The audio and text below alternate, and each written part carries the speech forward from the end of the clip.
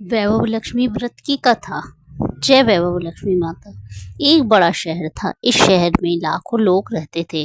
पहले के जमाने के लोग साथ साथ रहते थे और एक दूसरे के काम आते थे।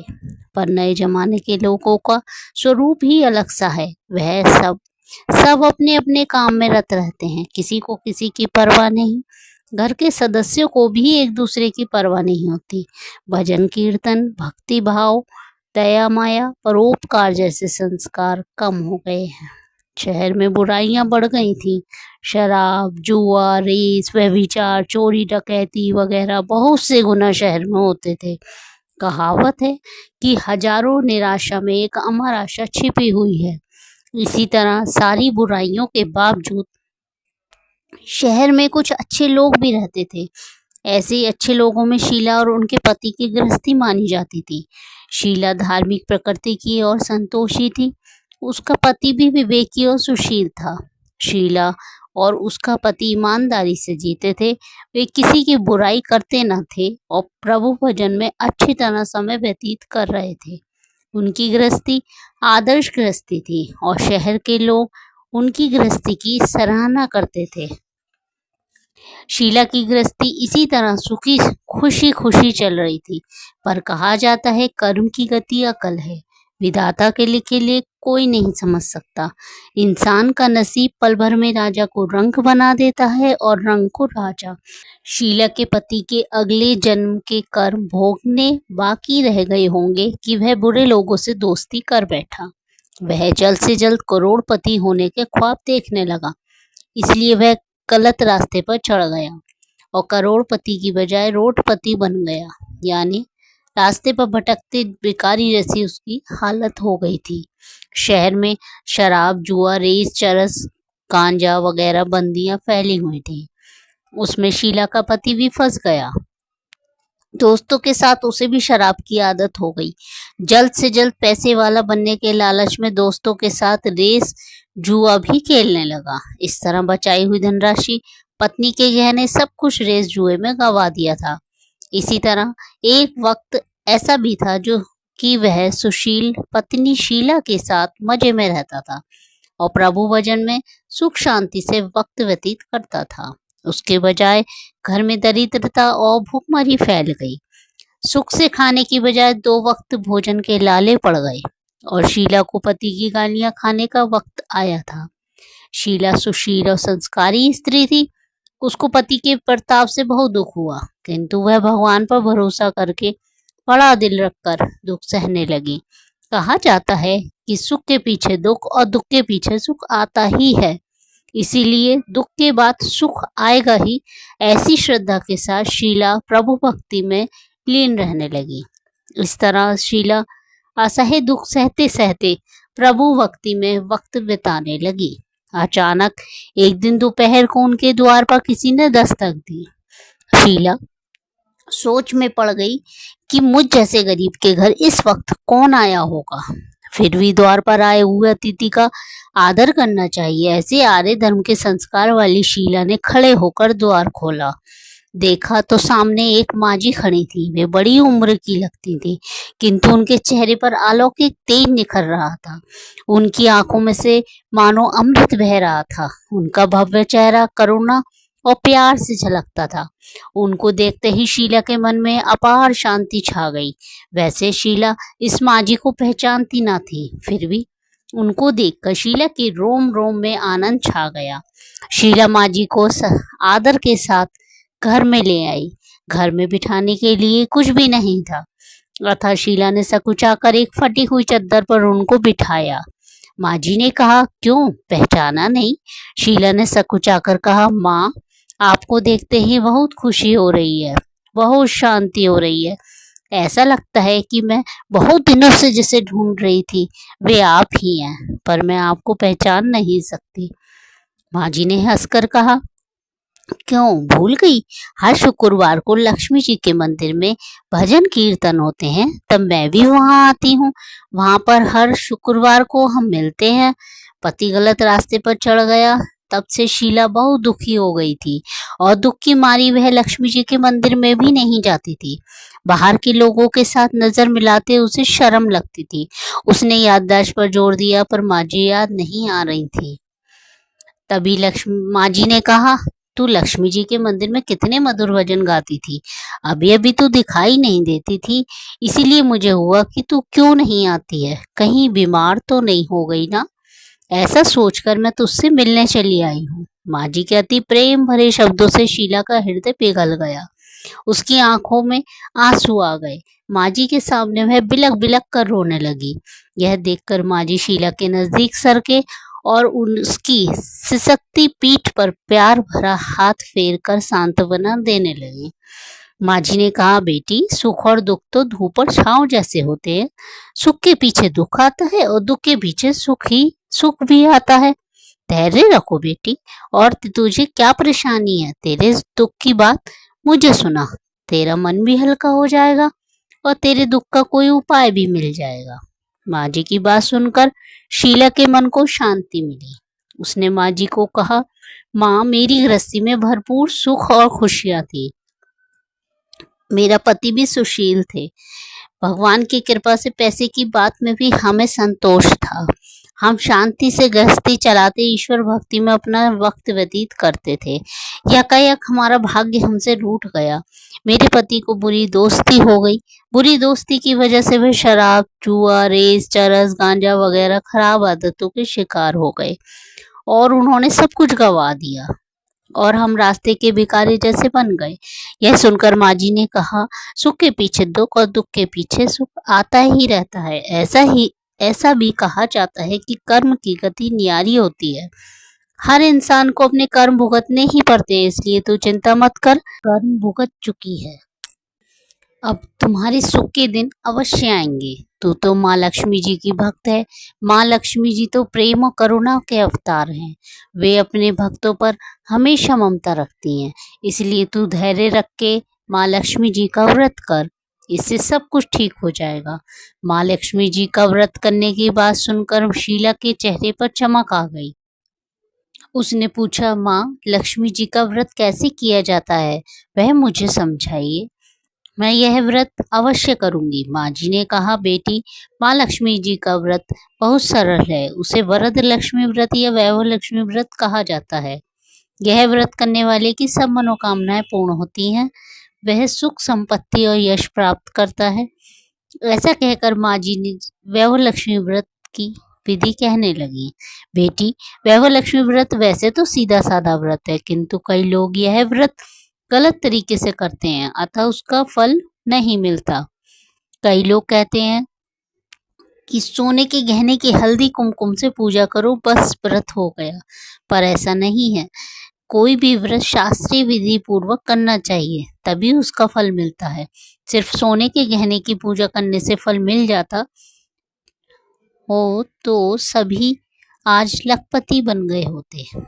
सच्ची बात यह है कि सोने के गहने का विधि पूजन करना चाहिए। व्रत की उद्यापन विधि भी शास्त्रीय विधि मुताबिक करनी चाहिए, तभी है वैभव लक्ष्मी व्रत फल देता है। यह व्रत शुक्रवार को करना चाहिए। सुबह में स्नान करके स्वच्छ कपड़े पहनो और सारा दिन माँ लक्ष्मी, जय माँ लक्ष्मी, जय माँ लक्ष्मी का रटन करते रहो। किसी की चुगली नहीं करनी चाहिए। शाम को पूर्व दिशा में मुंह रख सकें, इसी तरह आसन पर बैठ जाओ। सामने पाटा रखकर उसके ऊपर रुमाल रखो। रुमाल पर चावल का छोटा सा ढेर करो। उस ढेर पर पानी से भरा तांबे का कलश रखो। कलश पर एक कटोरी रखो। उस कटोरी में एक सोने का गहना रखो। सोने का ना हो तो चांदी का भी चलेगा। चांदी का ना हो तो नकद रुपया भी चलेगा। बाद में घी का दीपक जलाकर धूप सली सुलगा कर रखो। माँ लक्ष्मी जी के बहुत स्वरूप हैं और माँ लक्ष्मी जी को श्री यंत्र अति प्रिय है। अतः वैभव लक्ष्मी की पूजन विधि करते वक्त सर्वप्रथम श्री यंत्र और लक्ष्मी जी के विविध स्वरूपों का सच्चे दिल से दर्शन करो। उसके बाद माँ लक्ष्मी स्तवन का पाठ करो। बाद में कटोरी में रखे हुए गहने या रुपए को हल्दी, कुमकुम और चावल चढ़ाकर पूजा करो और लाल रंग का फूल चढ़ाओ।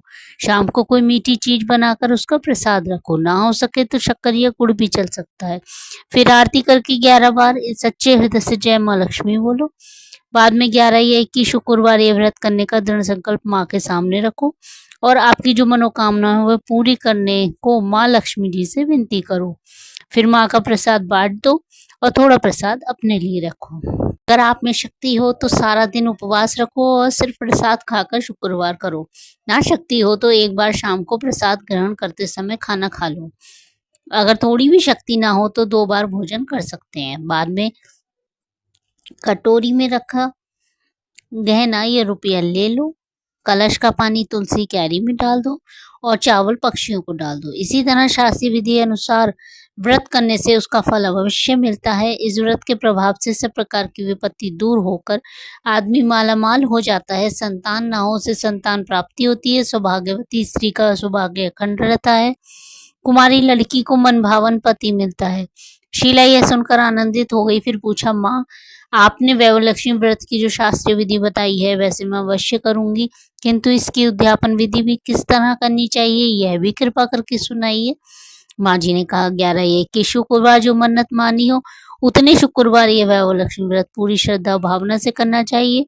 व्रत के आखिरी शुक्रवार को जो शास्त्रीय विधि अनुसार उद्यापन विधि करनी चाहिए वह मैं तुझे बताती हूँ। आखिरी शुक्रवार को खीर या नैवेद्य रखो। पूजन विधि हर शुक्रवार को करते हैं वैसे ही करनी चाहिए। पूजन विधि के बाद श्रीफल फोड़ो और कम से कम 7 कुमारी या सौभाग्यशाली स्त्रियों को कुमकुम का तिलक करके साहित्य संगम की वैवलक्ष्मी व्रत की एक एक पुस्तक उपहार में देनी चाहिए और सबको खीर का प्रसाद देना चाहिए। फिर धनलक्ष्मी स्वरूप वैवलक्ष्मी स्वरूप माँ लक्ष्मी जी की छवि को प्रणाम करें। माँ लक्ष्मी जी का यह स्वरूप वैभव देने वाला है। प्रणाम करके मन ही मन भावुकता से माँ से प्रार्थना करते वक्त कहें कि हे माँ धनलक्ष्मी, हे माँ वैभव लक्ष्मी, मैंने सच्चे हृदय से आपका वैभव लक्ष्मी व्रत पूर्ण किया है, तो हे माँ हमारी जो मनोकामना है वह बोलो, मनोकामना पूर्ण करो, हमारा सबका कल्याण करो। जैसे संतान ना हो उसे संतान देना, सौभाग्यशाली स्त्री का सौभाग्य अखंड रखना, कुमारी लड़की को मनभावन पति देना। आपका ये चमत्कारी वैभवलक्ष्मी व्रत जो करे उनकी सब विपत्ति दूर करना, सबको सुखी करना। हे माँ आपकी महिमा अपरंपार है। इस तरह माँ की प्रार्थना करके माँ लक्ष्मी जी का धनलक्ष्मी स्वरूप का भाव से वंदन करो। माँ जी के पास से वैभवलक्ष्मी व्रत की शास्त्रीय विधि सुनकर शीला भाव विभोर उठी। उसे लगा मानो सुख का रास्ता मिल गया हो। उसने आंखें बंद करके मन ही मन उसी क्षण संकल्प लिया कि हे वैभव लक्ष्मी माँ, मैं भी माँ जी के कहे मुताबिक श्रद्धा से शास्त्रीय विधि अनुसार वैभव लक्ष्मी व्रत 21 शुक्रवार तक करूंगी और व्रत की शास्त्रीय विधि अनुसार उद्यापन विधि करूंगी।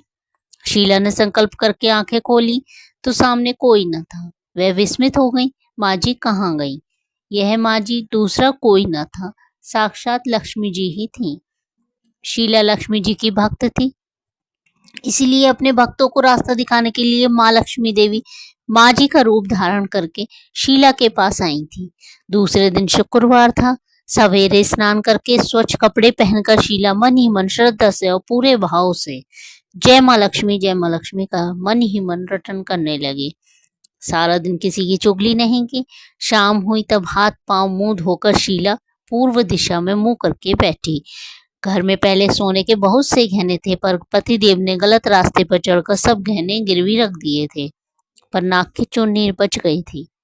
नाक की चुन्नी निकालकर उसे धोकर शीला ने कटोरी में रख दिया। सामने पाटे पर रुमाल रखकर मुट्ठी भर चावल का ढेर किया। उस पर तांबे का कलश पानी भरकर रखा। उसके ऊपर चुन्नी वाली कटोरी रखी। फिर माँ जी ने कही थी वह शास्त्रीय विधि अनुसार वंदन, स्तवन, पूजा वगैरह किया और घर में थोड़ी शक्कर थी वह प्रसाद में रखकर वैभवलक्ष्मी व्रत किया। यह प्रसाद पहले पति को खिलाया। प्रसाद खाते ही पति के स्वभाव में फर्क पड़ गया। उस दिन उसने शीला को मारा नहीं, सताया भी नहीं। शीला को बहुत आनंद हुआ। उनके मन में वैभवलक्ष्मी व्रत के लिए श्रद्धा बढ़ गई। शीला ने पूर्ण श्रद्धा भक्ति से 21 शुक्रवार तक वैभवलक्ष्मी व्रत किया।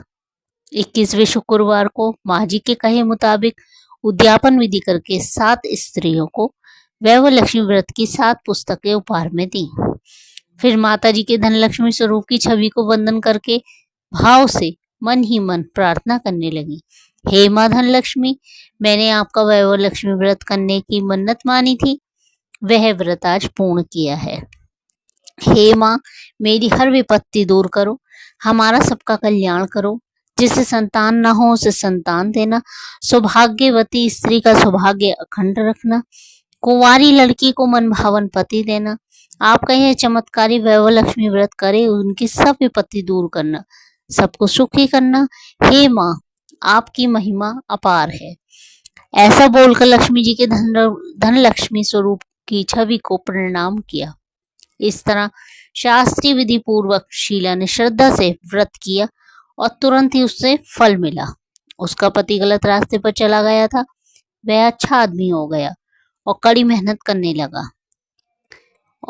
कड़ी मेहनत करके व्यवसाय करने लगा।